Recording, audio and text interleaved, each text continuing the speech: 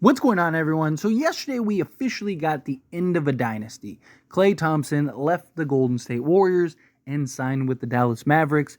The Golden State Warriors and Klay Thompson, they just couldn't find a common ground. They couldn't see eye to eye. Klay Thompson felt slighted by the Golden State Warriors and just felt like, hey, it's time to move on. Golden State is kind of at this impasse moment of like, what do they do? Do they look to kind of build and try to see if they can make a big splash, get a big trade done to help Steph? Or do they kind of hit the reset button? But the problem is Steph is only getting older.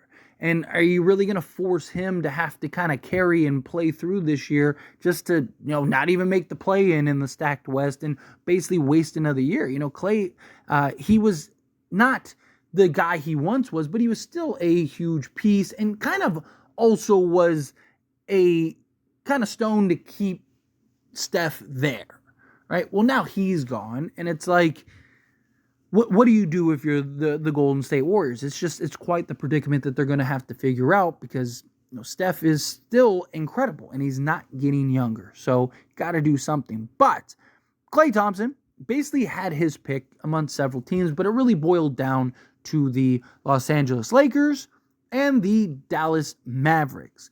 He ended up turning down more and even more years from the Lakers to go to the Dallas Mavericks. The Lakers, based on reports, offered him 4 years, $80 million. He ended up taking 3 years, $50 million to go to the Dallas Mavericks, try to contend for a championship with them.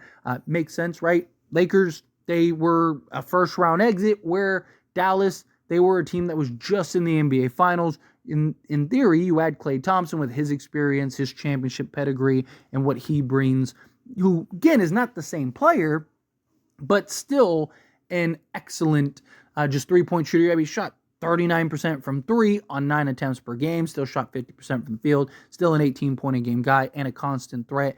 In theory, him alongside Luka, who is probably the closest thing to a LeBron James, and Kyrie Irving, he should be seamless. However, I think that there is a very good chance that Klay Thompson is miserable with the Dallas Mavericks and ends up, I wouldn't even be shocked if he ends up requesting a trade at some point.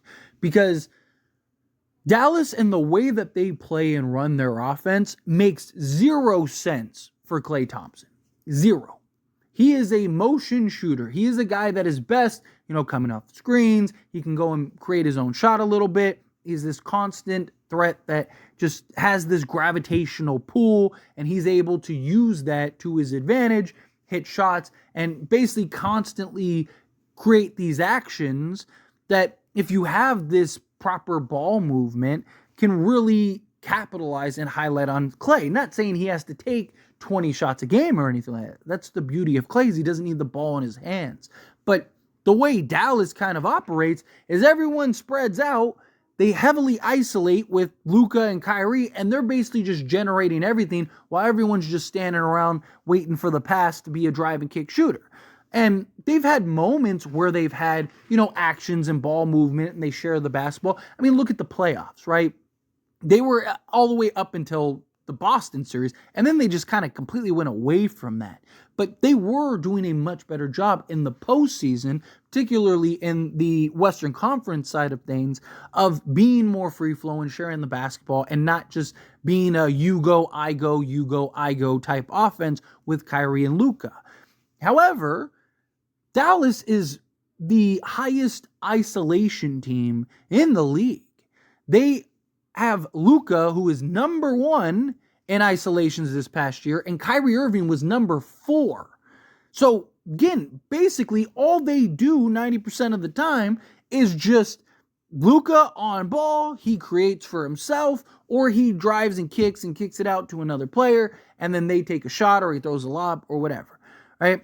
If Dallas is willing to implement and change their offense to where it isn't so Luka-centric and Kyrie-centric. And I mean, you even see the struggles at times with Luka and Kyrie of this just like power struggle and this push and pull. And it's like, again, the you go, I go. If you're bringing in a guy like Klay Thompson, you want to utilize him to the best of his advantages and strengths.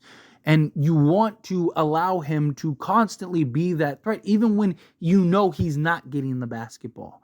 There is that thought of like, if he can get open or if he can get this, then, go get the money. But if he's just standing there stagnant, yes, you're going to have moments where, because Luka and Kyrie are just so good at just sucking in the defense and stuff, where they're gonna be able to draw it out. They're gonna be able to get Klay an open look, but to really maximize on Klay and what he can bring and provide the Dallas Mavericks, based on what we saw last year, it's just not going to be very good for Klay and the Mavs, right? But I'm sure that there was levels of discussion, right? I'm sure that they talked about what the idea is and stuff. I'm sure that there was some level of due diligence there, but it's one thing to say it, it's another thing to do it. And will they actually do it? The other thing is, Dallas definitely got better. But the question is, how much better?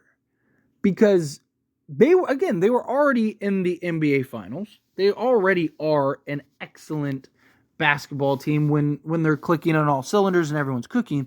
But there is the defensive or lack thereof defensive element now that they lost with losing Derrick Jones Jr., who was a huge valuable piece. And it's like now you have, say, Luka, Kyrie, Klay, PJ Washington, and you're going with, Derek Lively.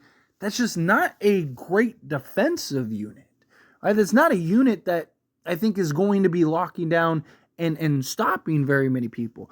Klay is a guy that, he can still be serviceable, but he's not the guy that he used to be. There was a point in time where Klay, yes, he could knock down the three ball, he'd go get you 60 on, 7 dribbles or whatever it was, and just really just impact the game on both sides of the basketball. He doesn't have that anymore, right? And now you're going to ask him to have to not only be an offensive threat, but also very likely defend the best player on the other team. I don't know how well that's going to work for Dallas. Yeah, Dallas's offense, in theory and on paper, looks terrifying, right? With Luka and his ability to have a floor running big and a constant lob threat and Lively, and then you also have Daniel Gafford that you have off the bench, Kyrie who could just go get a bucket and basically get whatever he wants, as well as play off ball and shoot the basketball. Klay Thompson just kind of patrolling out on the perimeter. I mean, you look at that, and then PJ Washington and what he brings. It's just, now what? Now you're looking at PJ Washington and Klay Thompson, two serviceable defenders, to basically have to shut down the opposing team. It's just, I have my concerns on the defensive side of things. Now look, it's very possible that they figure it out and they make it work. I mean, look at Dallas this season. I mean, there were times where it looked like, they're not even going to make the playoffs again. Right? Like they're really about to miss the playoffs for a second. And then they just kind of trucked along, got great key pieces in, Daniel Gafford and PJ Washington, and they were really able to kind of turn it around, getting into the playoffs. But they also played very different in the first 3 rounds than they did during the regular season and in that NBA Finals. So the question is can they find a way to properly utilize Klay, right? Where you look at like the Lakers, for example, JJ Redick wants to run a free-flowing offense. JJ Redick doesn't want to do the typical LeBron dominates the basketball and basically plays what Luka would be playing in the role where he's just generating all the offense. He is the offense. No, what JJ Redick wants to do is he wants to constantly have this motion offense, and Klay would have benefited greatly from that because it would have been just plug and play like it was in Golden State. It would have been a very similar system.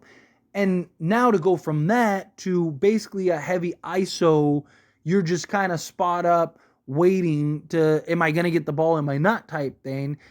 You also see Dallas get very predictable. And that's a real concern with them. And it's like Klay doesn't become the threat that he is if you know what to expect. right? If you know, okay, like I just keep a guy on Klay. He's not going to leave this spot. Right? So now, yes, he can still be effective to an extent, but he's not the Klay that you'd be looking for him to be, and you're paying the money to have him be. And, and then you're asking him to do all this stuff on the defense side.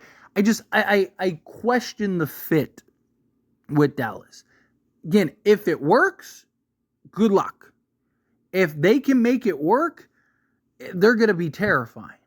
If they can hold their own on the defensive side and they can kind of get a more free-flowing offense, it's going to be very hard to beat Dallas. I wouldn't be shocked at all if Dallas is back in the NBA Finals once again.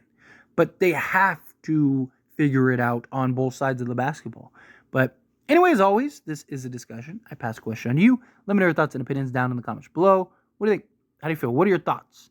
Do you like the idea of Klay Thompson on the Dallas Mavericks? Do you have your concerns as well? Do you have concerns about him and his fit in the offense? Or do you think, no, it'll be fine?